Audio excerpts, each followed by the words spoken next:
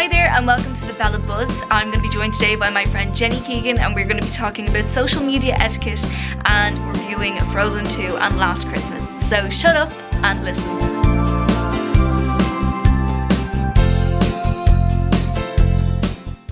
Hi there and welcome to the Bella Buzz, not the Bella podcast. I'll explain to you in a few moments as to why that had to change. And I'm joined today by my good friend Jenny Keegan. Do you want to say hello? Hello. Hi Jenny.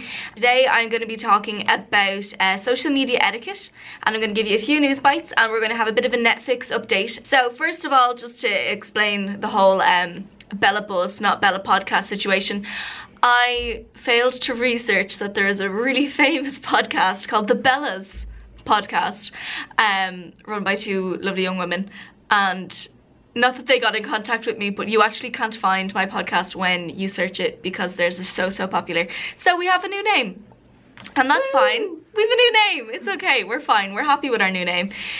So it is now going to be called the Bella Buzz, and if I say the Bella podcast, slap my hand. I will. Okay, I will. Thank you. If I say it, my God, slap me as well. Okay. So we're going to get into our news bites. So the first one that I have here is the controversial doll printer project. So the new printer in the doll cost 1.8 million to buy and install, and staff are now requesting an additional payment to be trained and to use the new printer. Do you know what? This is just a typical example of the government again not having their priorities in order. Remember the biscuit tin? No, what was that? There was near $1 million spent on biscuits in the doll. Oh my God. There was a budget set aside for biscuits. To be honest with you, I completely understand people losing their minds over this. Now, I get they need a printer. Yeah. But surely 1.8 million for a printer. And there was a request. And training. Yes. There was a request made by the company that supplied the printer that it needed a certain height in the room to be able to use it to its full potential. Right. But like, surely like any university or any major company has the same issue and they don't have to spend 1.8 million. So I don't understand what they're doing. It's a huge printer, and if you think about like I saw a picture of it and it looks like, you know, when the first computers were made and they were the size of a room. Like a it whole genuinely wall. looks like it's the whole size of a room. So that's your government for you. Nice to see.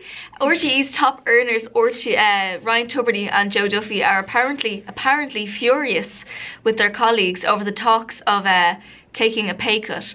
So the National Union of Journalists have called on RTE management to reduce the fees paid to presenters, their highest earners, so that nobody gets paid more than a civil service salary. And that allowance is €207,590. Wouldn't you be lucky? Wouldn't you be lucky? Wouldn't you be lucky? Now, the only thing I can say is that Ryan Tubridy, he runs his own show, radio show, and then he does the Late for them as well, doesn't he? He does. And you know what? Like, I'm kind of on your side. I'm on two minds about it because, on one hand, I don't think they should be paid 207,000 a year. I think that's mad. But at the same time, he does do kind of two jobs, but then his show is from 9 till 10 in the morning, and that's it. And then he has the Late Show. Okay, fine, a lot more work goes on in the background, like, obviously. But Joe Duffy, mate, you just sit there and listen to people moan about stuff on the... Yeah, I don't agree with the Joe Duffy one. Now, I think Tubbs does deserve some sort of a celebrity status. Well, yeah, he is... People would consider him like a national treasure at this point. But they do get paid a disgusting amount of money. Yeah. Disgusting. So, and this is me, I'm being kind of nice about this because I feel a bit biased because this is a profession that I'd like to go into. But if you had me talk about how much sports stars get paid, not Irish sports stars, because ours is different to the rest of the world, but football leagues, that disgusting amount of money, millions per players, swapping and buying players. I can't start talking about it because I won't stop. French farmers blocked access to Paris with 1,000 tractors following Irish protests. So this is in protest of high revenues, which they believe is unfair global competition. Okay. Do you know what really annoyed me? I don't know anything about the French because I didn't hear about that until just now. But the Irish one, there were loads of signs. Like, okay, fine if there is obviously an issue with farmers not being paid enough and the whole beef industry crisis. But they had like a massive poster on one of the tractors that I saw, and it said, the beef crisis is killing our communities. And I was kind of like, yeah, but there's a lot more at stake with the environment and that kind of thing that your industry, the beef industry, is actually creating. So I'm like... It's really a hard one. You know, it's really, really difficult. Yeah, whereas you have to strike that balance between what is beneficial for them and what is better for the environment. Because I don't understand why a group of people who literally rely on the environment more than probably any other industry are the ones who don't seem to care as much about it as everyone else seems to. As far as industries go, they're probably the most successful because... Farming. Yeah, because that's been around for God knows how long, you know, yeah, compared to every other industry. So that and being a sex worker. True. And both will decline, I hope, for the sex worker anyway. A jacket that Billie Eilish was gifted by a fan ends up in a thrift store with the note that he wrote to her still inside the pocket.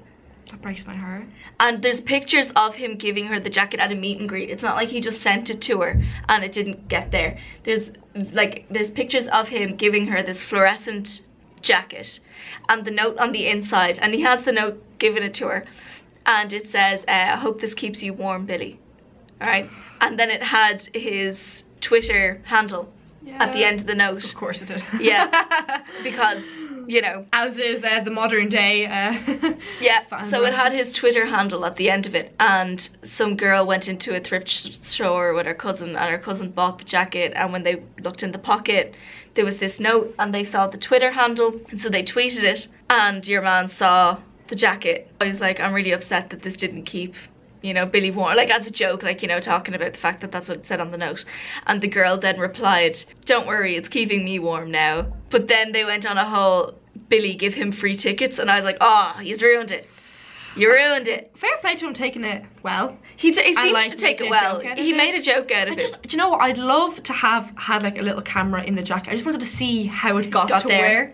I'd love to see what hands it passed through. And the only thing we can say about Billie is at least she was kind enough to donate it and not actually throw it out. Yeah. You know? That's true, actually. That's a nice touch to it. It didn't end up in a bin somewhere. Now, she could have taken... worth a lot more now as well. She could have taken the note out of the pocket.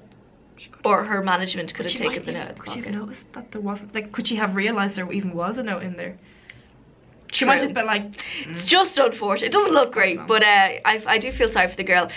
So we were on to our meme of the week, my favourite part. And who's here for a second week running? Baby Yoda. Love Baby Yoda. He is no so way, cute. You have not mentioned that you love Baby Yoda. I haven't even watched The Mandalorian yet. I don't think I ever will. I feel like I need to. So there was 2 from Baby Yoda this week. There was one and he has tears welling in his eyes and he's reaching up, and it's when I at the cat and it doesn't come over to me. Stop right there. Like, remember there was a cat meme there that had like the crying cat? Anything that has tears in it, I'm just like, I'm sold. I'm like, give it to me, it's mine. It's so good. I just love it. But my favourite one is, it's the same shot of him being in the supermarket, so to speak, where he's looking up with his big eyes. But it says, me watching my husband cook a bomb 4-course meal while I stand there with my spatchy spatch ready to stir something. And someone superimposed a spatula into his little claw hand, and he's just so cute. I don't understand. Cute. You do kind of want to just cuddle him. And he eats frogs. What? Yeah, he eats frogs. Oh god, okay, now you just ruined it. You just ruined it, straight up ruined it. And then this one was sent to me by my friend this morning, Aoife McMahon, calling out to you. And I kind of feel attacked by it, but I feel like it's something that both myself and her are guilty of. Can I read it? Yes, of course you can. Will I read it out loud? You can read it out loud. It's girls when a slight inconvenience happens in their life, and it's SpongeBob looking at a book, and on one side it says cut my hair, and the other side says dye my hair. Yeah, so fair. I think that's both of us. Yeah. I said to her I felt attacked. I have to say, I am not one of these people. Do you? I don't think I've ever been like, oh, cut my hair, or dye my hair. Yeah, I mean, you change colour like there's no tomorrow. I found a picture of myself when I was 17 heading on my pre-devs. Don't do it. It's the worst thing you can do for yourself. I was so cute. I had blonde hair. I was so skinny. I was so Stop. sad. The skinniness when you were like 17 or 16. Oh my god. I found a picture of myself when I was 15 and I literally was like, tear it up, get it away. I was really small when I was 15, but that's because I had a boyfriend that I couldn't eat around. So there's that. Okay. Should we swiftly move on? We will move on to our discussion topic for today, and that is social media etiquette, otherwise known as, and I didn't know this until I googled it, Netiquette. Oh god. No, I don't like that. Why does everything have to be mashed together? I don't understand. Okay. I saw it and I giggled. I thought it was pretty funny.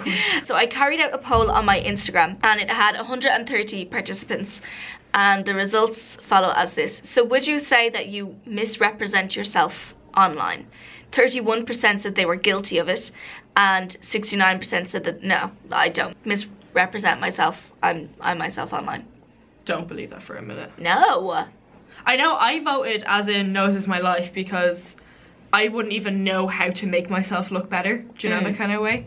But like some Huns that I see on there, I'm kind of like, you do not go out as much as it looks like you do. Do you know what I notice people do actually? I don't know if you notice this. People are using old photos again and again and again.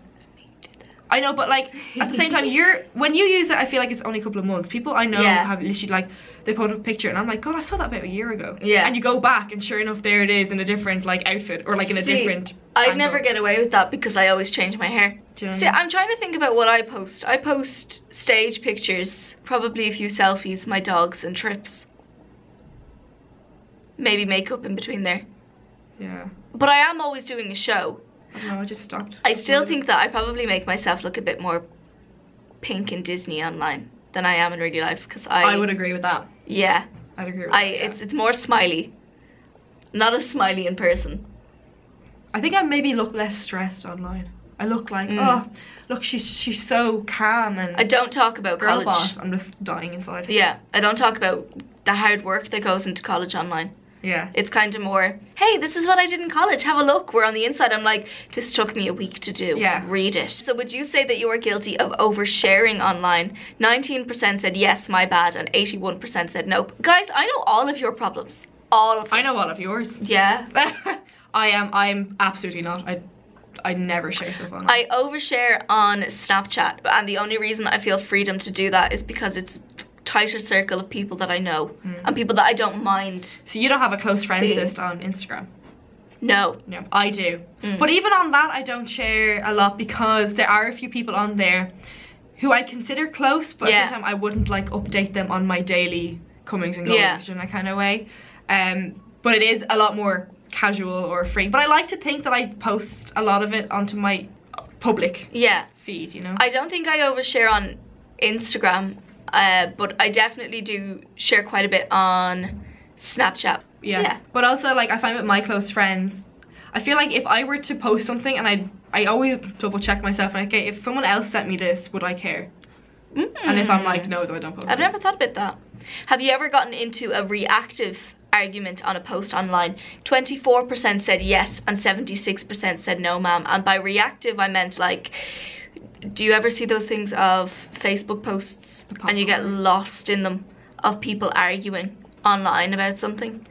Like there was one that went up and it was like, oh, there's measles outbreak in my area and I don't have my child vaccinated. What should I do? And then next of all, the keyboard warriors come along. God. Yeah. So things like that. So 24%, which I thought was quite high, said that they have, and 76% said they hadn't. I want to sound bad, but because the age demographic of this poll was from 16 to 24, I'm gonna say, with a few that are over the age of 24, but that was the majority of the 130. I would have associated an older generation of getting into reactive arguments. Yeah, I'd agree with you. That. I think because the youngers are aware of how many people can see. That's always like, God, have I wanted to get involved in an argument because I'm just getting raged about something, but I just know that, you know, the way it comes up on Facebook, like such and such commented on such and such post. I just hate the thought of anybody reading it and being like, Jesus, she needs to calm down. Do you know, no matter how passionate I am about something, and I feel like we all know that everyone's watching each other, whereas the older generation don't really, well, I'm not saying some of them do, obviously, but they don't 100% always get that everyone can see what you're doing. But funny, I'd say from 18 to 26, people don't overshare online. But from 16 to 18 and then 26 plus, they tend to overshare online. The olders oversharing. They overshare quite a lot too. Which opinion do you relate to the most regarding reactive arguments? 70% said they think that they're silly, and 30% said that they think it's free speech. It's really clean, 70 and 30. Yeah. Okay, so that's when you get into the whole issue of hate speech, yeah, that kind of thing. So obviously you're allowed to voice your opinion, that's fine. But if you start attacking somebody for who they are, or their ethnicity, or religion, or sexual orientation, whatever, all that kind of stuff, that's when you're kind of like, okay, you need to take a chill pill and stop. Yeah. You know? At the same time, I feel like sometimes people online, if they share things online like that, the vaccination story, people are kind of, you as a Facebook commenter are not going to change someone's mind about what they think. No. And you're just going to get into this endless fight that no one's ever going to agree on. And of course, because you're behind a keyboard and you can't see someone face to face, you can get really angry and really insulting very quickly, and that's when it turns silly. It can escalate quite quickly. What do you think about it? I personally think that reactive arguments can be silly. Now, I don't think I've gotten into one recently. I might have gotten into one when I was about 15, 16, you know, when you feel like your opinion matters to everyone. And then when you kind of mature a little bit, you go, I don't need to waste my time on these people, telling them what I think. But then here I am doing a podcast, so people can choose to listen to you. Yes. In a kind of way. You're not forcing it on them. Whereas on a Facebook, you're like, I think this, and people are like, listen to me. No. Said, is it okay to add someone based on suggestive follow algorithms? 55% said they thought it was okay, and 45% said no, don't. So close. The only way I would ever add someone based on a suggestive follow algorithm is if someone came up and I knew them. Yeah. That's the only time If I was like, oh yeah, I met your man before, or I've seen her around, or yeah, she's in that society that we kind of, you know. Or if it's based on something creative, like, you know, oh, you should probably look at these people because they do the type of music that you like, or they're an artist, or they do stage stuff, then I'd probably give into it. But when people add people from a suggestive follow just because they're cute, that's so creepy. At the moment in my Instagram feed, I have a lot of people on there, and I'm like, I don't really want to fill it anymore as it is. So I'm just like, no. Unless, as you said, you know them. I'm like, go on. This was really funny because for a while this was 100%, and at the very last minute it turned. So someone you kind of know adds you on social media. Which of the following do you pick? 2% said message them hello, and 98% said accept and ignore. Sorry. I love that. And 2% message them hello. Oh, so that was 4 people. Out of the 2%, 4 people said message them hello. I've only ever done that once. I just think it's so weird. I'm sorry, I don't care what argument you will throw at me. I just think it's so bizarre. I did it once because I don't have my Instagram on private, and someone followed me and they looked really familiar, and I knew the name as well, but I couldn't place them from anywhere. And so I actually asked Aoife first. I said, what do I do? I said, is it okay if I text them being like, hi, saw you added me? Please tell me she said no. No, she encouraged me to do it. She said, do it. She was like, it's fine. And so I did. And it actually turned out okay. It wasn't as bad. But it wasn't like I just slid straight into the DM after and was like, hey. No, I was like, hi, can't place you. Where do I know you from? And it was fine. Yeah. You see, the thing is, I think the problem is like, accept and ignore. I wouldn't ignore them, be like, never speak to me ever again, do you know, that kind of way. But I'd be like, yeah, okay, great. But I wouldn't feel the need to be like, hi, you accepted me. Social Let's media. have a big conversation. No, I don't care. I thought that spoke absolute volumes. I think it's so funny. I love it. And do you know what? That 98, yes, thriving. 2%. I wouldn't do it to everyone. That was a one-time thing. To anyone straight up. I don't care. Oh my god. Now this one turned on its head quite quickly towards the end, and I was annoyed because I was I know where I stand on this one. Which is worse in terms of manners? So 52 for an opened message and 48% for an unopened message. I think unopening. Unopening is the worst. It's so rude. The notification is there and they're ignoring it. Yes, they're like different when someone has seen a message and maybe forgot to reply, they've been busy. Or maybe they don't have an answer and they're going, oh, I don't really know what to say to that. I've done it myself. Yeah. But not opening a message is and you know so that it's in bold rude. And it's just going further and further down and you're like, mate, just get rid of the notification. You're clearly not going to answer me, so just open it and ignore me, fine. But this, I don't know what it is. It just irks me. Leaving something as sent. And you know, I have a friend. Well, she's not really a friend anymore, but you know what I mean. And like that's one of the reasons why I just stopped bothering, because everything that I sent was just unopened for days. And I'm pretty sure there is still a message that's unopened. I'm just like, but I'm over it now because I'm like, right, that's just you being It is so rude. It is so rude. Like, I'll give... Now, I mean, leaving someone unseen can be quite hurtful anyway. But sometimes, I think that's an easier one to justify than not opening a message. Somebody has to see the other person at the end of the day. It has to happen. Yeah. Now, are you a victim of ghosting? 59% said yes they are, and 41% said that they're not. I don't believe that. I don't believe it. I believe it. But then, okay, so we actually mentioned this yesterday, right?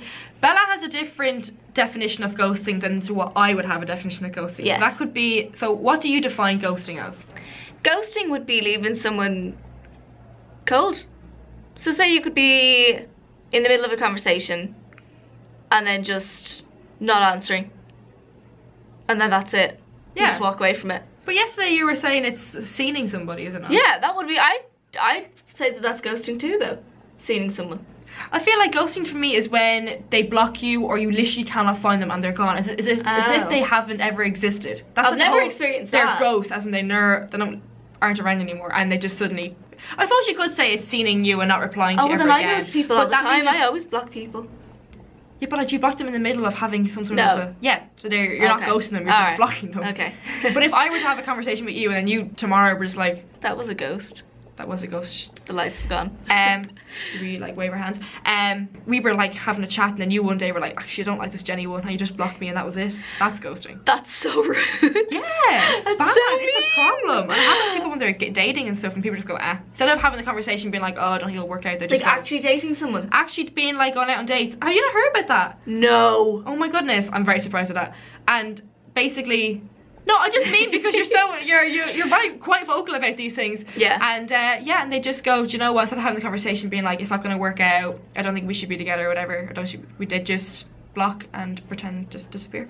That's disgusting. Yeah.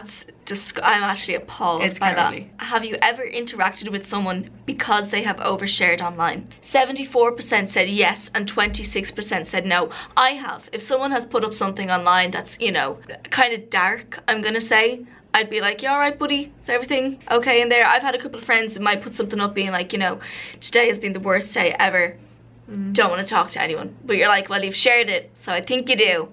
So let's talk. See, I'm in two minds. It kind of depends on who it is. Like I notice some people who moan non-stop and I'm like, you just want attention. No, not even. Like I mean like proper, like about really dark, horrible stuff. And I'm kind of like, if you're talking about this every single day, is that...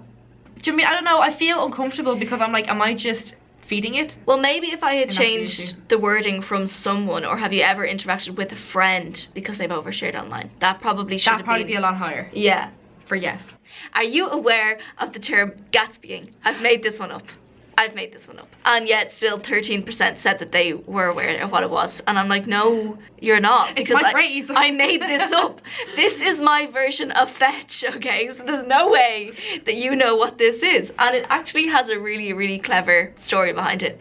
Okay, so I'm calling Gatsbying. It's essentially phishing. But it's posting a picture or story or a written post online that everyone else has to see, but it's only intended for one person to see. And because of that, it'll invite them to DM or message you back. It's Gatsby. He threw all those parties for Daisy, but everyone else had to go.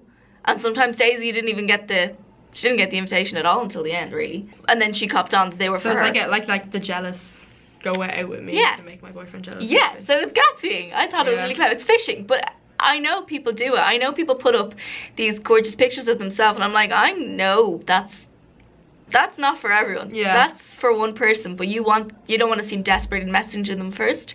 So 48% said they were guilty of it and 52% said, no, I'm not 13. That's higher than that. That's so much higher than that.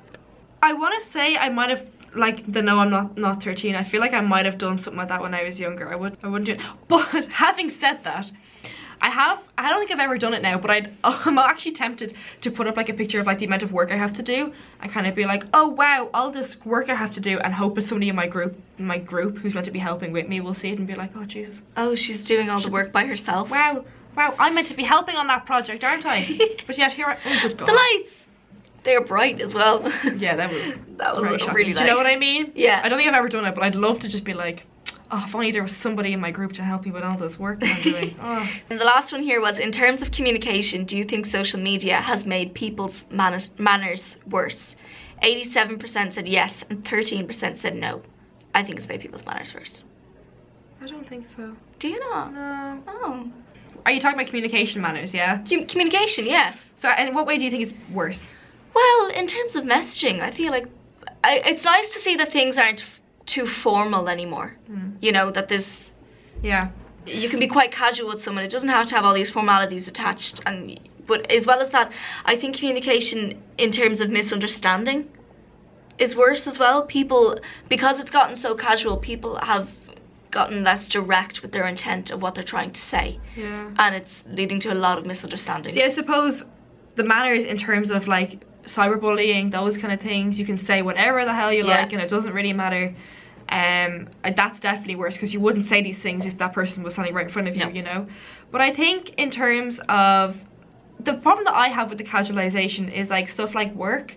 Work doesn't leave you. You cannot go home and sign off at 5 o'clock on a Friday and then be left alone until Monday. That's what I don't like. Now, I know that's what really matters, but that's one thing that bothers me about social media, is that people think they can message you all the time and you're going to respond all the time. That's valid. And that bothers me, that kind of assuming that you're always on your phone, you're always alert, when you really aren't. Like, I've brought in a rule now where I turn off my phone at 9 o'clock every night, and I'm just like, no. That's a fantastic rule. Just because I'm like, I shouldn't have to reply to something after 9:30. If someone texts me, they can wait till morning, you know? So I think in that way, people's manners are worse, because they're like, I think I'll send it whenever. Work group chats are a blessing and a curse at the same time. They're fantastic because it can keep you up to date with anything that's going on, and it leaves little room for surprise waiting for you to get into work next, or if a friend needs a help out, or if you need a hand. Even swapping shifts and stuff. It's fantastic for that. It makes things so much easier, but at the same time, I get what you're saying. There are times when you don't, you want to clock out from work, both physically and mentally. Yeah, sure. Even college work. You know, you've had a long ass day, you're coming home at like 7 and suddenly someone goes, oh, I still have to do that. And you're like, can you not? Or has anyone done this project yet? And I'm going, I appreciate that you've kept me in the loop, that I should be doing something, but I think it would have been easier to accept my defeat and not had the work done. Do you know what text I hate the worst? Is when somebody comes in and they're like, oh, have you managed to get this done? Or could you send me that over now? I'm like, no, I'll send it over to you when I want to send it over to you. I don't care if you're doing work now, I'm not, you know?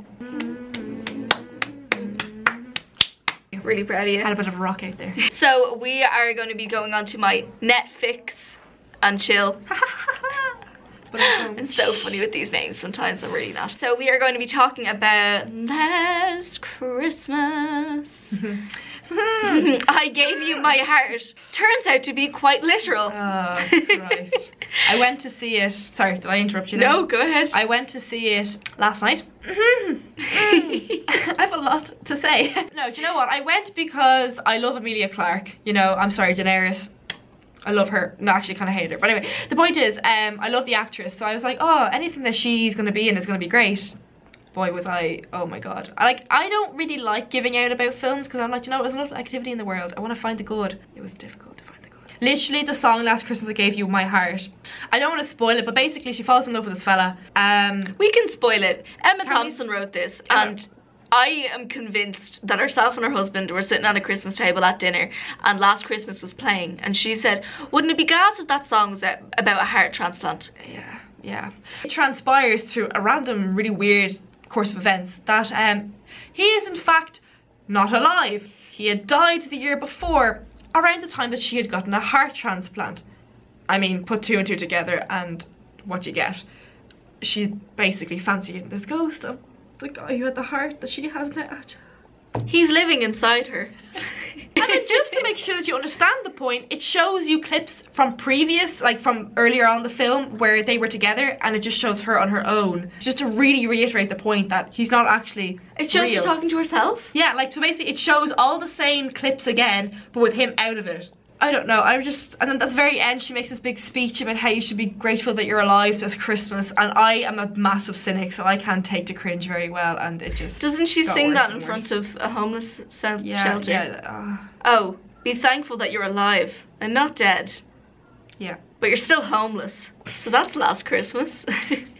And another film that I'm so excited about, so much so that I wrote a review on it the other day, but I couldn't bring my heart to actually cut down the word count because I went way bust over the word count, that I sent it to the editor 200 words over and said I was too close to the story and too involved to cut it down anymore. Frozen 2.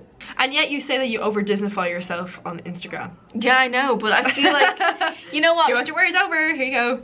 You know what, maybe I don't over Disneyfy myself, but I think I probably just throw a little bit more glitter over things. Fair. I think that probably the amount of Disney is accurate.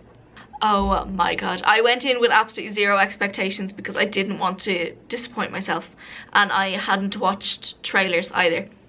But I had a theory that I texted to my sisters 2 months ago, because I saw a clip of a trailer that I didn't want to see, and I saw 2 young kids, and I went, oh, wouldn't it be interesting if the actual Ice Queen or Snow Queen story by Hans Christian Andersen was the prequel to Frozen?